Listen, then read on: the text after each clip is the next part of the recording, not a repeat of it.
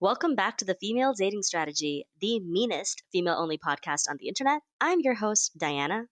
And I'm Rose. And today we are discussing, per the request of our listeners, more strategies on dating, specifically the nitty gritties on how do we keep ourselves safe. So we want to go through some of the tips from the handbook and also just from our general lives, where we discuss all the different things you can do in the pre-vetting stage to make sure you're as safe and as secure as possible. Yep, this is going to be your basic strategies as a safety check because we think it's really important to not override your instincts and your gut feelings about situations. And I think a lot of women have been told that they're being paranoid when we just practice common sense when it comes to their safety. And we're here to reassure you that that is obviously you're not being crazy. Obviously, there's a valid reason. You're not crazy, you're not paranoid. Yeah. They are your number one predator. And so many of these things that they rely on is you being too well mannered and too conditioned to actually deny them. And so these are some things where, like, for example, our first strategy, the number one rule, do not go to his home. And don't invite him to yours either. There should be no going of homes. You know, he does not have his apartment up on Architectural Digest. And even if he did, we can wait to see that. We can wait to see that. You know, that's more of a 10th date activity or whatever. He does not need to know where you live. And there's no reason for you to be where he lives. Not in the early stages. Absolutely not. Yep. Again, I think it's also a cheap thing that men do, that they're like, oh, why don't you come over and I'll cook you a meal, because they want to make it sound like it's romantic, but they're just being cheapskates. Lies. Don't believe it. These are all manipulative tactics. You have to understand that one of the reasons why it's female dating strategy is that you have to consider this like a battlefield, because to them, they have their tactics down. And they constantly talk amongst themselves about the best ways to manipulate and to compel us and to sort of peer pressure us into situations that they know we don't want to be in, but that are to their advantage. So we have to be very tactical in return.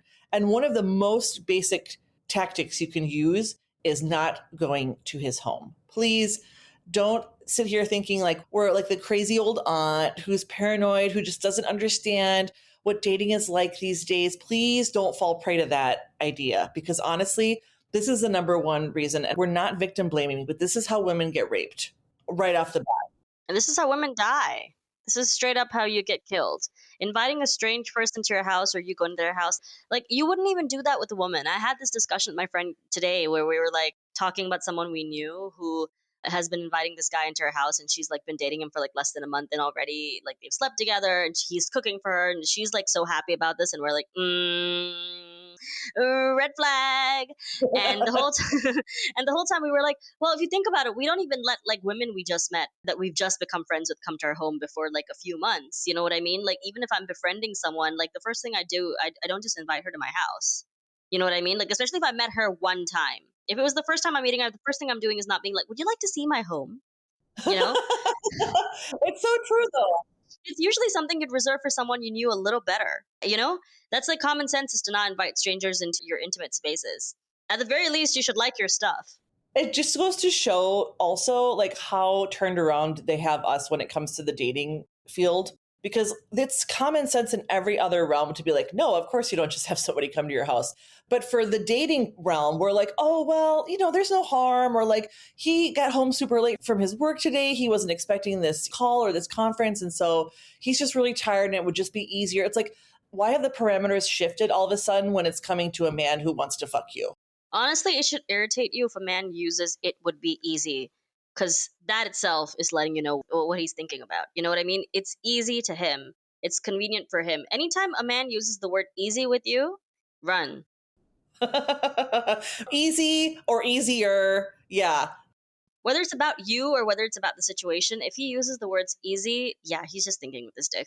He's like, it would be convenient to me and my dick if you showed up to my house, and I'll put some Velveeta mac and cheese and put up some popcorn. I love this idea of adding "and my dick," especially in the early stages before you have a grasp of his character whatsoever. Like, add "and his dick" to every time he has an I statement about what he would prefer in his life. Because it's me and my dick. Okay. We would like that. We would like that. And then think about whether you actually want to comply or not, right? Most of the time you won't. But like the other thing that the handbook likes to talk about is the first vetting process of like the phone. It used to say Skype and FaceTime and RIP Skype, but now it's the phone call and FaceTime. And I honestly think FaceTime or like any kind of video chat is helpful because like especially during COVID, I found that it was a way for me to gauge whether I was attracted to the guy or not. Like a lot of the times, especially, I mean, we don't really condone online dating, but back in the day, years before I discovered FDS, I was on those stupid apps, and like you had the option of recording. I mean, it was before the recording messages, but you had an option of calling them or like setting up, a Skype date or something with them. And I remember I met this one guy, and for some reason, my internet was acting really funny that day. And so I was like, oh, yeah, I'm just going to check on my Wi Fi or whatever. And then he vanished. He like completely ghosted me because I don't know whether he got pissed off that I had internet trouble, but he was like, totally not into it. And he was immediately like, yeah, no, not interested, hung up. So sometimes you attract like really weird people, or maybe he was a catfish. I don't know. It was like a really short amount of time. It was the shortest date I've ever had, in that it didn't even start. That's so random because like everybody knows Wi-Fi acts up from time to time. This is part of dealing with the regular of day-to-day living. Am I not right? Yeah, yeah. But I mean, sometimes it just brings out really strange characters. And also, like, there's so many things that I've realized just from the pre vetting FaceTime, like, that would have resulted in me not going on the date with the person. Like, I didn't like their voice. They didn't really look that good on video. Like, they had, like, these pictures that were clearly from, like, years ago or, disguised cleverly. Like, I mean, men use Facetune too. Just, like, really obvious tells. And then, the way they spoke, their voice. I mean, now they give you the option on like these dating apps and what I've seen, like they allow you to put like a voice note or something in it. I'm always like, this never helps men. Unless you have a voice of an angel, this doesn't help you. I've never met a single man on any of those apps with the voice note thing where I'm like, he sounds good. They always sound super lame. So, I mean, I don't think, as you men are listening to this, but if you are, please don't use those voice notes thing. They do you no favors. And also think about your elocution and think about the way you speak. I feel like as a woman, I was trained so rigorously. My father was so strict about how I spoke, the grammar I used, the tone of voice, even just like the timbre of my voice. I mean, I was schooled, I was policed to within an inch of my life about my voice. And at the same time, now I'm like, well, great, because being a teacher, being an educator, now being a podcaster, it's to my advantage that I have this sort of vocal training. But I think so many men are never ever brought to account when it comes to like how you speak is a huge part of how you are perceived by society. I guess they don't have to think about it because they already have the benefit of and my dick. But still, I think especially in the dating realm, like for me, there's nothing that turns me off quicker other than like being stinky than a man's voice, because so many of them, they sound whiny, they sound just like very nasally. They sound like, they've never learned how to properly blow their nose. I don't know. They're just all these things that so quickly turn me off. And nothing like a phone call lets me know how quickly I need to actually discard this person, which is a time saver? Yep. And that's the other thing. I think a lot of them, they don't really think about how they'll come across as well because you can catch them quite off guard with the video chat thing. I mean, I don't think every man is used to a woman insisting on like a phone call or video chat. I mean, we also recommend that you don't do extremely long phone calls because then that's a way of building up really false intimacy or him love bombing you. Like, it's a good idea to keep it under 20 minutes, but if you're a person who struggles with boundaries, I'd advise like coming into the call with like a timeline and being like, hey, I'm super excited to meet you, but unfortunately, I have to take my dog for a walk or whatever. Just make up an excuse that will require you to leave in 20 minutes so that you're not obliged to be on the phone any longer. It doesn't matter how scintillating the conversation is, wait for the actual date. This is really just to vet and see whether, he's just able to be a normal human for 20 minutes on a phone call. Because if he can't do that, then at least you're not wasting your time going on this date with him. Exactly. So pre-vetting is having a phone call or FaceTime. Other strategy, do not meet him at his house or at yours. Now, also part of that is make sure you drive yourself or find public transit or Lyft or Uber to and from any meeting point. So the idea of having him come pick you up for the date as like a romantic gesture, completely out the window. Do not engage. Yeah. I mean, he should never know where you live to begin with. Like, even with regular Ubers, I have put my address as something else because I've been kind of nervous with Uber drivers in general. So I never put like my actual home address. I'll put like a couple of blocks, like, or a couple of houses before my apartment so that if anybody is following me, they don't really know my exact address. I mean, I would just advise this in general, even if it's not a date, because I have been in situations where there have been cabbies who've been a little bit weird. And so I just never put my actual address on anything just because I'm like, they shouldn't really know the general area in which I live in. I mean, like they will, but like they shouldn't know the exact building. So this is a way to avoid doing that. And like obviously, if you're just dating someone in the beginning, he should not know where you live at all. He shouldn't be the one dropping you or picking you up or any of those things.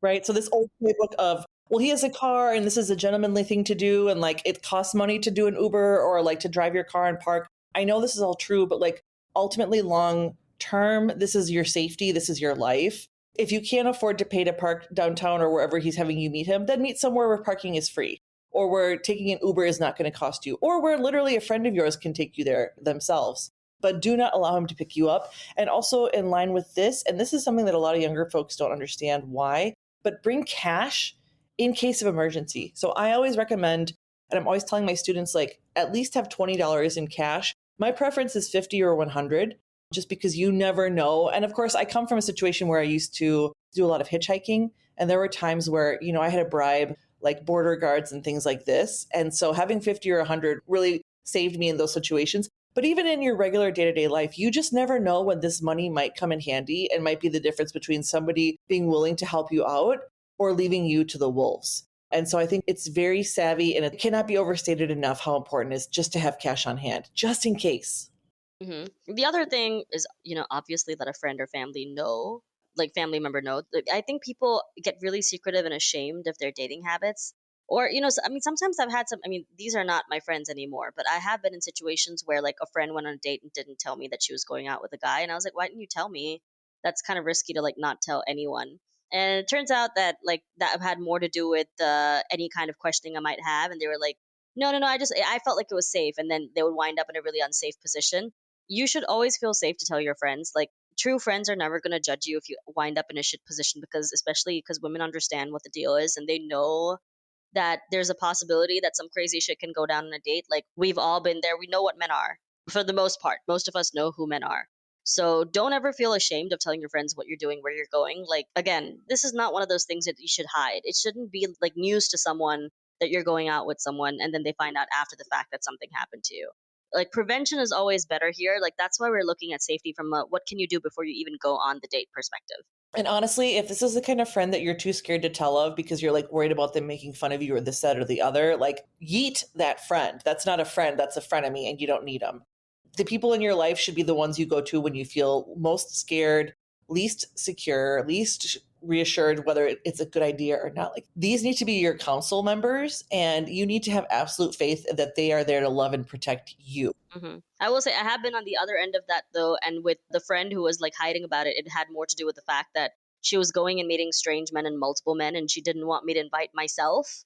So it's like a competition thing and a jealousy thing. She's like, I want to be the only woman with like a group of men, and I was like, this is dangerous. What? She's like, no, but one of these guys will be like, and I was like, that's dangerous. Like, have you heard of like Meetup or like Couchsurfing or those kinds of like websites? Like, she would meet up with men who were coming to her city and then like go out and hang out with them, but she wouldn't tell anyone she was doing that. And then I found out and I was like, why wouldn't you tell me? Like, that seems really unsafe. Like, I could join you. And I realized that's why she didn't tell me because she didn't want me to join her. Wow, that's wild. Yeah. So, I mean, it can be from a pick me place too. So ask yourself, are you being a little bit of a pick me right now? So you should definitely lean on the counsel of your friends, but you should also not be in competition with your friends. So, dating is one of those things where it's like you really need to be honest with people, especially the people who already know you, right? People should know where you are at the very least. Like, this is, again, common sense, you know? You shouldn't be going and meeting strangers without anybody knowing. I always have a nice sob story that I can use if I have to dip, if it's bad. Like, I always have a friend who can, like, call me in the case of an emergency and be like, oh, come quick. My casserole's on fire. My house is on fire. My whole life is burning up. Something. Someone has to come with the energy. They have to call you, and then you have like the code where you're either going to stay because things are going okay, or you're going to take them up on you need to get the hell out of there. Yes, that is the kind of friend you need. Hmm. The other thing that, I don't know how it is these days. I'm always like, oh, as an old lady. No, but like when I was a kid, and social media had just started, like I would absolutely be a social media sleuth. And of course, they didn't have all of the different forms that they do have now. Like back then, I could go on Facebook, and I know that was the only place he was going to be on.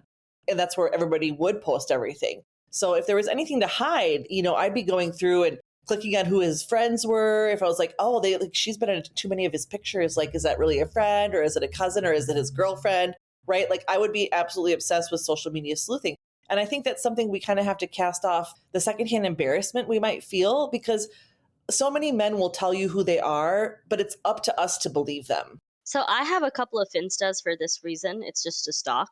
So I will like add the general friends of that person and then add them so that they think that I'm someone they know from high school. I mean, this is in case their account is private. If they're most men don't have private accounts, like you can just follow them. And I usually use it to see who they're following more than, what they're posting, because a lot of men don't post. Their following list is what tells you a lot about them. Like if they're following a lot of like Insta baddies, like half naked women, immediately know, obviously. But I mean, sometimes, they do post and it's like they have an ex-girlfriend or a wife or whatever. But if they have private account, which is usually not the case, like I haven't met too many men who have private accounts. Yeah, you can create like, I mean, I have one that's just for sleuthing, and me and my friend, we co-own it, so we use it from time to time. Again, find your most unhinged sleuth of a friend and unleash her on this man. Because sometimes my friend finds shit that I can't, and I don't know how. She can find bank records and health, like medical records, and I don't know how the hell she did it, but she did it. She will go back into his work history from 15 years ago, and I'd be like, "Why? How did you find this?" And she's like, "Don't ask. Don't ask questions you don't want the answer to." And I'm like, you know what? I don't even need to pay the FBI. I have the FBI at home. Right. And these are your friends who love being helpful. Like, nothing brings them greater joy than being able to like come to you per your request with information that you didn't even know you needed. Like, that's part of their personal pride. Let them feel pride in themselves. Yeah, I love this idea of you sharing an account for sleuthing with a friend. Like, yeah, why don't you and your girlfriends, a couple of them, all just like have this one shared account that you can all use to sleuth and spy? I think that's a brilliant idea, Diana. That's a strategy that's not in the guidebook that we might need to update. yeah. I mean, if you want like a super pro tip, if he's like super into a hobby or something, like he's a big fan of football or like fishing or something like that, like you can pretend that the account is like a fishing account and post like different kinds of fish and like stuff from his local area. So he thinks it's like a local business that's trying to follow him or something. Like, again, you know what I mean? Like, he's not going to follow a random woman. I mean, he's not going to let a random woman follow him if he's truly trying to hide something. But if it's something that's already in his interest, like, he follows the Eagles or something, you can like make a whole Eagles fan page or something and just follow him, and he won't think anything of it. You can theme it. You can theme it. You can be like, "Go Eagles" or whatever. Fuck the other team. Whatever it is. Whatever it is that men do at sports. But we've rebranded like that Finsta a lot of times because we've had to like rearrange it based on the person. So yeah, we definitely do that. We like find some pictures and upload them and be like, "Yay, I'm so into sports." Most men are not investigating that much, so you don't have to worry about that. Yeah, because think about it. Like, men do not have to worry about their safety like we do. They just don't. It's the way it is. And so, like, just like how we were talking about, many of them never have to stop and think about how they come off, like, as far as their voice, right? And their presentation. Similarly, they don't have to worry about safety or like the crazy level of the potential person they're going to date, right? That's us. That's us who has to be careful like that. So, never be too worried about like being too over the top, because again, it's your life on the line. And what does he have to worry about? He doesn't have to worry about his life or his safety. So we have to do extra measures.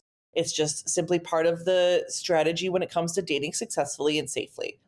And this is one thing Dan and I were talking about. There are public records that you can check. So for example, if he's on a sex offenders list, or if he's, gone to jail for XYZ, this is stuff that's all readily available on public records. So be sure to check public records. However, something else you can do is you can pay for a records check on him that will give you more information as far as like, what's his credit score? Has he declared bankruptcy? Does he have like outstanding medical debt? Does he have a mortgage somewhere that's like in another state? And you're like, why is he on a mortgage in North Carolina?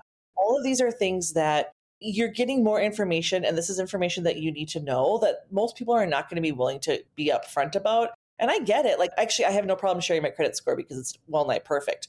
But like, sometimes people have had some life experiences where, that's really, they've taken a big hit and they're embarrassed about that. There's nothing wrong with that, but it's still, again, as women, like, I think this is important data for us to have. I think it's good information to know so that if you ask him about it and he lies, then you can make a decision from that. You know what I mean? Like somebody who coughs up to it and is like, "Okay, like this was my situation, but I'm working on fixing it," or whatever. Like, I mean, to me, honestly, it depends. If you're like a much older guy, like if you're in your 30s or 40s, I expect you to be a little bit more responsible. Like for me, if I feel like there's a pattern of recklessness, I'm a little wary of dating the guy in general.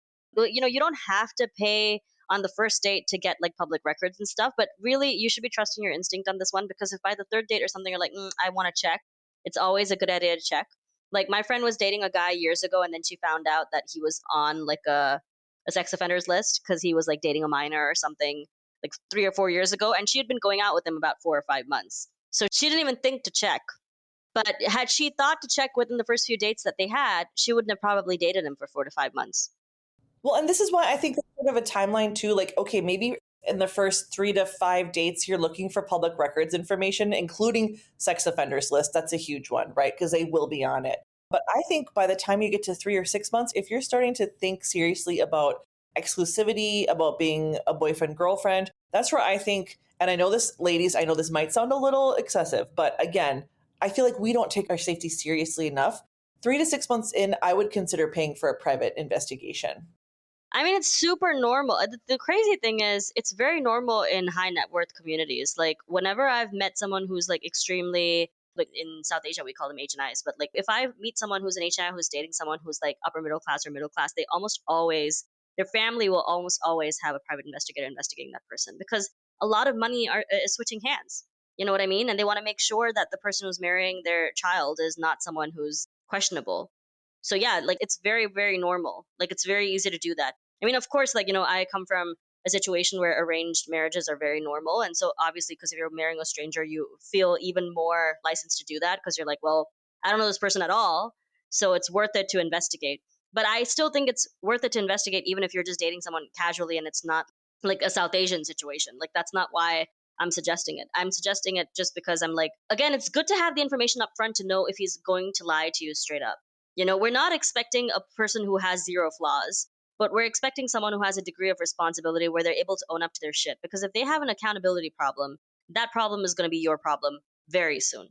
And let's not forget, Diana, like historically, in all cultures, there used to be the village, and the village knew what was what about everybody. And if you were starting to court or be courted, that information would make its way to you via the gossip network. Like private investigation just used to be called another name. It used to be called the aunties, or like, the elder women who knew what was what. Like, and maybe it's just me, maybe I'm projecting here, but like I feel like so many of us women have so many qualms about a private investigation when, like, in every other culture, in every other dating scenario before now, and now it's even more dangerous than ever because there are so many ways you can conceal yourself. But like in the past, everybody considered it their business to make sure you were safe with whomever was coming to court you. That was just how things were done. And now that we're in an era where like we don't have the social vetting of our peers, we don't have our village to let us know that his mother did this, his father did that, he's got a brother that happened this to. It's not necessarily reflecting on his own character, but it's information that's important to know. I mean, also, sometimes you meet people through other friends, and like, let me just say, people are very forgiving and they love giving men the benefit of the doubt. They believe in men's kindness. They're like, everybody deserves second chances, and like, I don't want to bring it up because it seemed like you had a connection. And people are very like well meaning, but sometimes they can fuck you over because they weren't forthright. Like, you have to do your due diligence. You can't expect everyone else to be responsible for that. Because some people will not be honest with you because they want you two to date. The problem is, I'm going to come out here and say I have a huge problem with hopeless romantics. There's a reason they call them hopeless. Okay? Let's just start out with that. Right? I have a huge problem with people like that because they're like, well, I knew this amazingly huge red flag, but I felt like if I told you, then it would, like, shut down the connection I was seeing between the two of you. And I didn't want to stand in the way of love. And it's like, no, bitch, stand in the way of love. Stand. Please do. You know what I mean? Because it's because you could have prevented months of pain. But because they buy into this, like, you need to have someone who's a hardcore bitch who's going to come up to you and be like, you know what? You should know this about him. And the thing is, we can't always trust that people will come and do that. So we have to do it, right?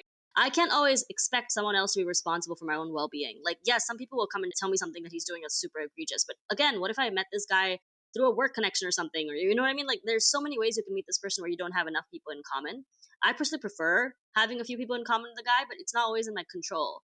So, if it is in my control, of course I'll ask. But I also take it with a grain of salt because I know a lot of people are not as ruthless as I am, you know? And a lot of people don't want to stand in the way of true love. I mean, yeah, he has a wife and a family aside, but it just seemed like what you had was so special. So, you know what I mean? Like, I don't trust other people's judgments of the situation because some people are deluded and weird and stupid. So, Oh my God. This reminds me of that tweet where a woman goes, I don't trust all women. Some of y'all bitches be very dumb. Yep. I think it was something like, I don't support all women. Some of you bitches are dumb. Honestly, I'm with that woman, you know, kudos to her. I'm with her. Yes, kudos to her. Some of y'all are very stupid. It's just like it's so true. Not in an insulting way, but just like not everybody has had the time or the experience to sort of hone their instincts in a way that we here at FDS have been fortunate to do, and to share this sort of this is common sense stuff that you're often not going to hear from your girls circle, because we've all been brought up by neoliberal feminists, believe all men, like not all men. Have you just communicated? I mean, they will have you cut your own throat in defense of some man you don't even know, because you should be giving him the benefit of the doubt, because not all men. Anytime you are reliant on other people for information you should be gathering yourself, you are going to sell yourself short and bring a world of pain into your life. So don't automatically assume that everybody has the same intentions that you do. People can still be your friends and want the best for you, but sometimes their idea of what's the best for you is very different from your idea of what's best for you.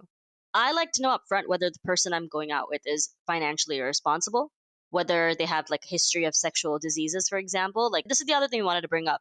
Also, go to the Are We Dating the Same Guy groups on Facebook. Okay, because if that guy has been passing around chlamydia to everybody in your city, you will find out. If that guy has 16 different girlfriends and a wife and children, you will find out, Right? you know? I felt really bad for some of the groups being shut down because of the pick me's who were in that group who were telling the men that women were talking about them in the group. And then the men would come to Meta and then ask them to shut it down, and Meta was doing that because Meta, is run by scrotes. I mean, some of the groups are still there, but they have to be a little bit careful about it. But again, if you run that guy's name in your city and he pops up, you should pay attention to that. A red flag, delete. Exactly. Yeah. Don't even entertain it. Don't entertain it. If he's in there for a very bad reason. There is a thing of like, believe women, of course, but at the same time, when you're asking for help, don't assume that every single person wants to help you or that every single person wants the same outcome for you. Like, I've been in situations where I've dated men and like after I broke up with them, they're like, well, I never really liked him because, he did this really weird thing. And I was like, why the fuck wouldn't you tell me?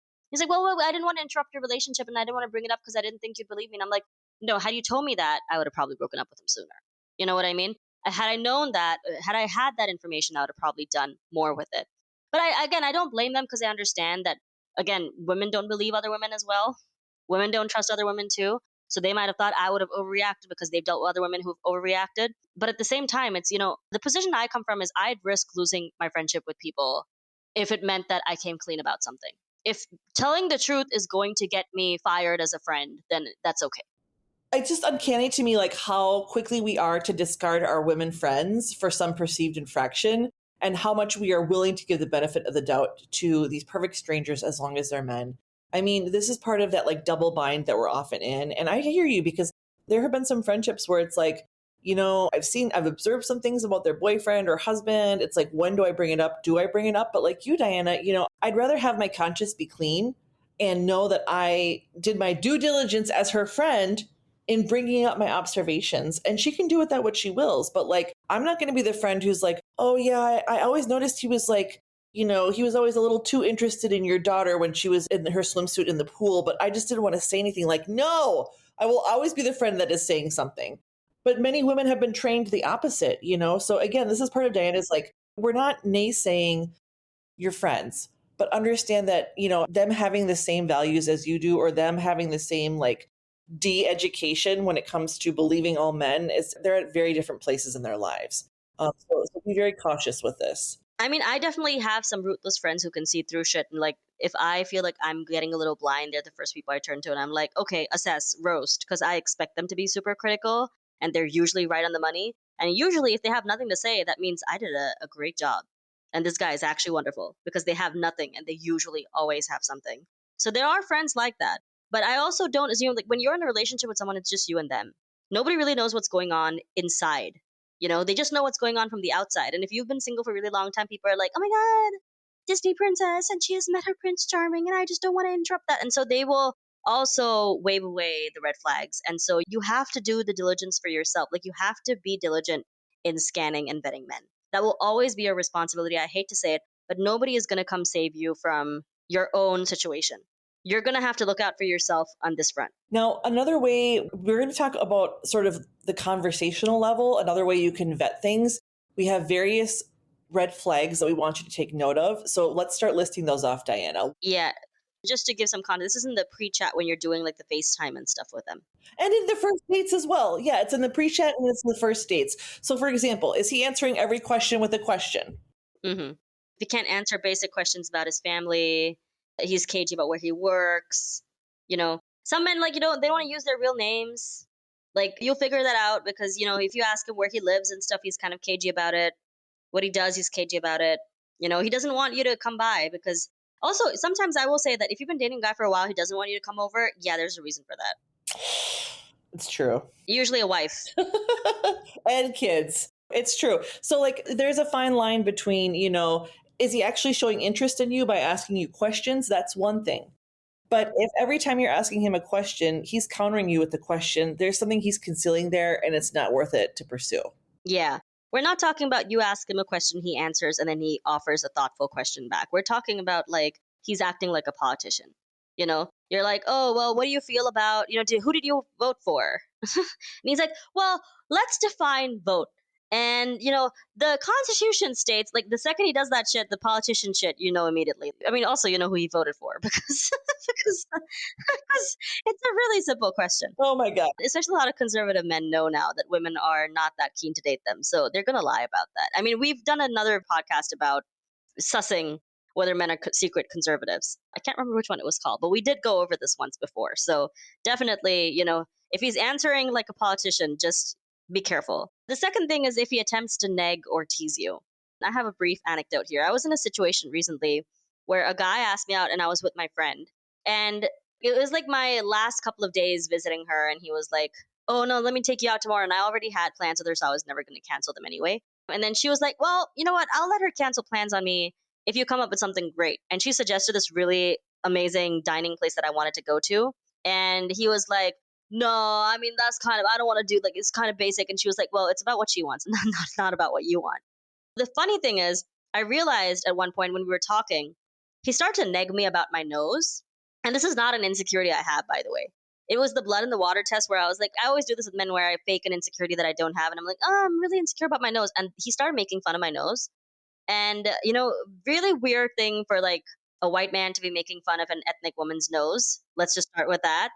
And I remember my friend was like, I wanted to punch him when he did that. And I was like, you know what? That really amused me because what it told me was he had already assessed that I was way out of his league. And the only way that he could get me was by negging me, you know? So understand when somebody negs you, they already are telling you where they see you, which is above them.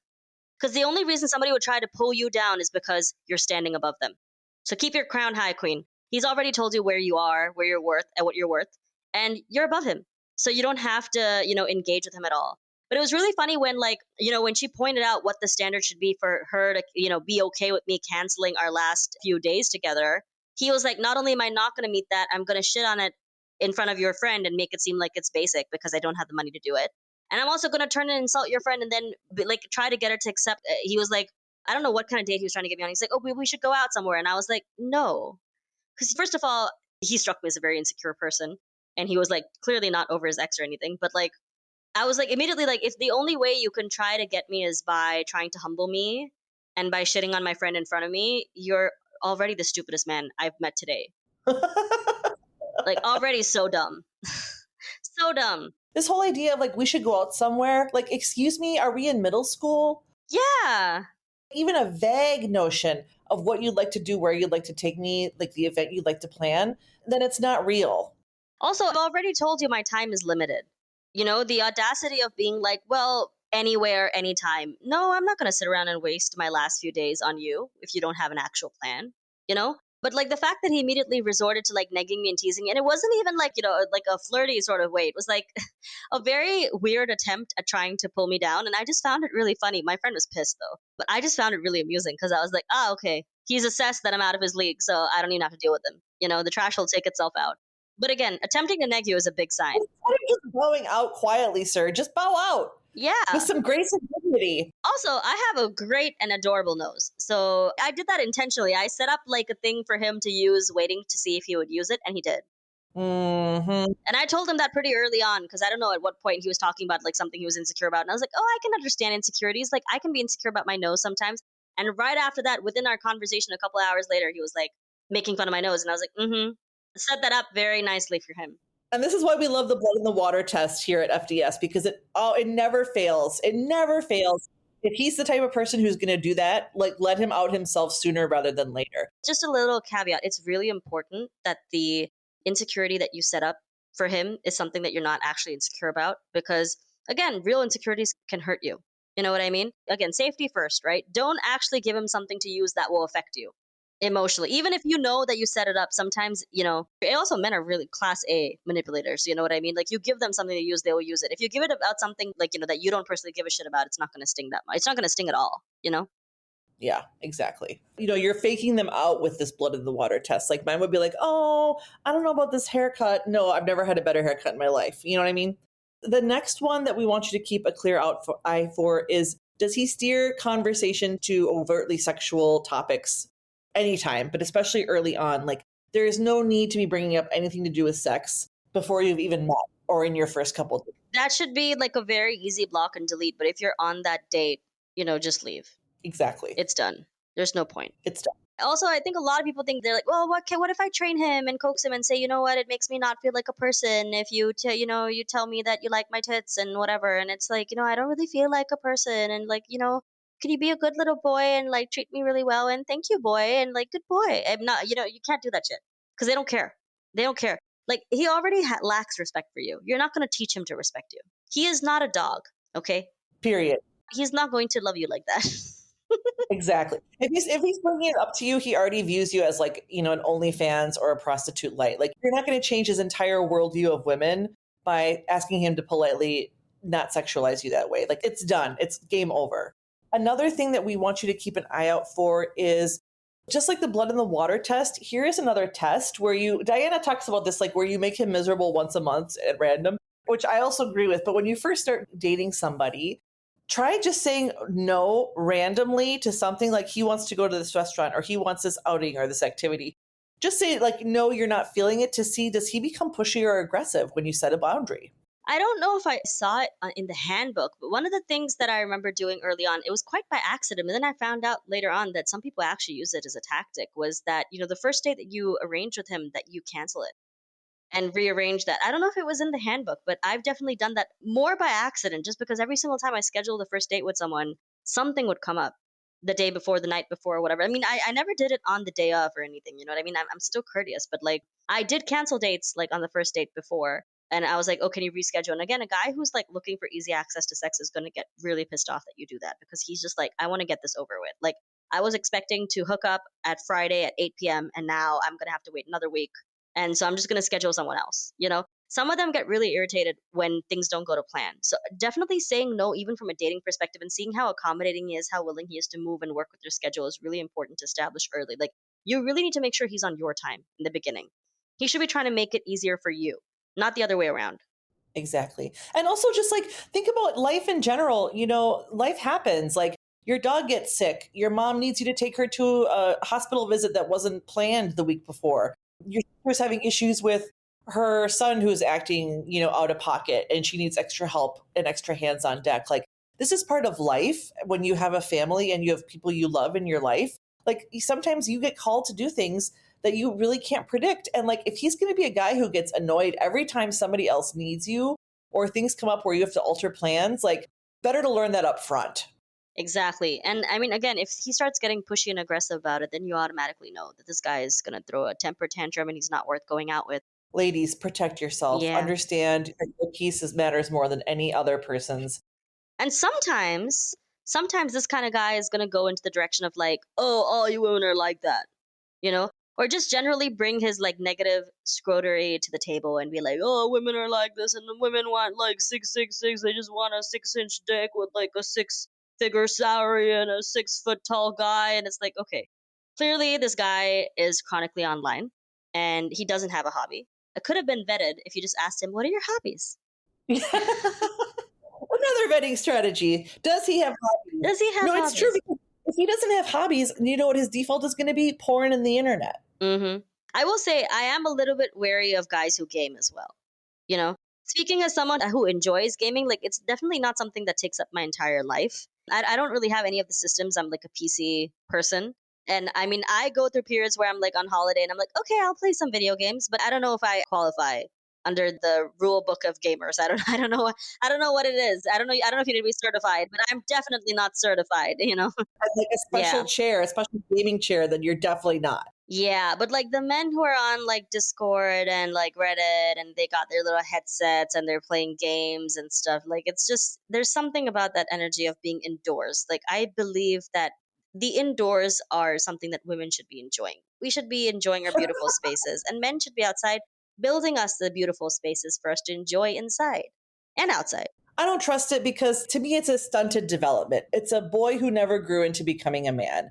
And obviously like all men, but too many because like do they ever read a book? Do they ever like, listen to lectures on philosophy or the history of music? Like literally what do they know about this world other than gaming?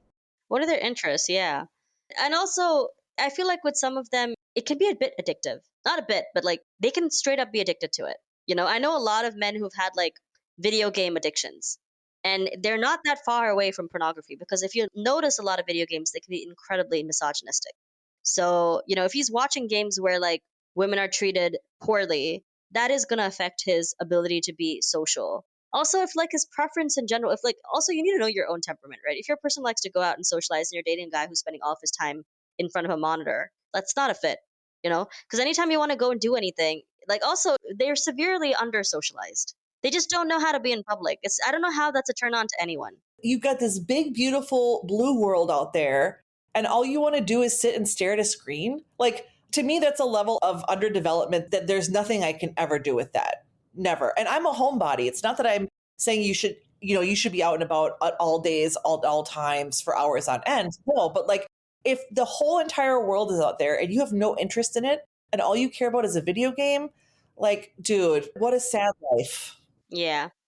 I mean, I do think that a lot of people are probably going to be like, "Oh my god, but not the gamers. I love my gamer voice." But I will say I'm like this about any man who's totally online in general. Like if all of his hobbies are like on the internet, yeah, I'm a little bit concerned about his health, his mental health and who he is as a person because it's really easy for him to fall into that radicalization pipeline.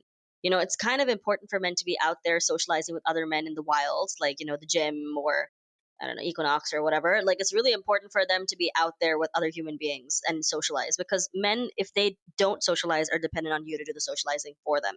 And also, it's like with age, right? Like I feel very differently about teenage boys liking video games over a 30 something year old man with a full time job being like, this is how I spend the majority of my time. Yeah. This is my one sole hobby. Yes. This is my one sole hobby. Yeah. This is our list for today. Again, and a lot of this list is for like the early stages of dating. And I think, these basics might sound too basic to you, but I cannot tell you how often I'm still reading on Reddit and elsewhere, Diana, like women going to the house, women having him pick her up, and now he's stalking her at her home address. Like he found out where she works, the address, and now he's like driving by every day. I mean, this happens all the time. And it sounds like we almost like because it's too simple and it's too basic, we're like, it can't be true. No, these are rules for a reason. These are in the handbook because this is collective wisdom that's been gathered. Please, when it comes to your early stages of vetting, please, please, please try to follow these steps. You will not regret it. Yep. And I think it goes back to like the just say no policy. I think a lot of people have really have a hard time saying no. I know it's very Reagan, but just say no. Just say no, not to drugs or to drugs, you know, but well, however you roll, say no to poor dating habits. Like the thing is, if you have a hard time having boundaries and saying no to men in general, you really need to evaluate whether you're ready to go and date.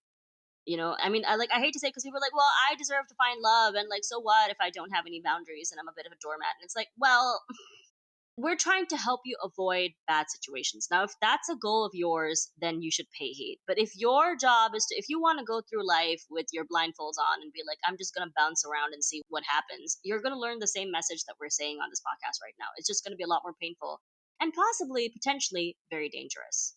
So, I think it's really important to, first of all, have a low stakes way of practicing being able to say no to people and holding boundaries. And this is really hard for a lot of people.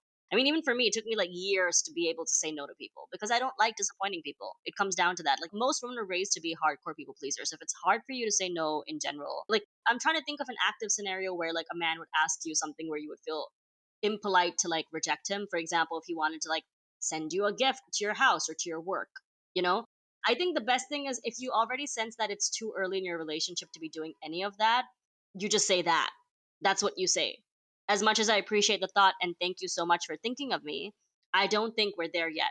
And that should be enough. Again, if he pushes back against your boundaries, that is the biggest red flag, right? So if you don't feel ready to receive gifts or whatever at your home or your workspace, and you're like, I don't think we've been dating long enough for that, that's what you should be doing. You should be telling him that. Yep. Practice saying what you actually think and feel. Again, too basic, but like think about in your actual life how often you actually feel at liberty to just say what you think or feel. And I think you'll be dismayed to see how often we've been trained to always ignore or to downplay or deflect when it comes to our own comfort and our own safety.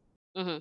And obviously, don't go into the position of like negotiating your standards with people either. Like, if you say no and they push back, again, this is the reason we say block and delete, right? Block and delete should follow all of this because, again, if you're getting a lot of pushback on saying no, don't bother rationalizing with men. Just block and delete them.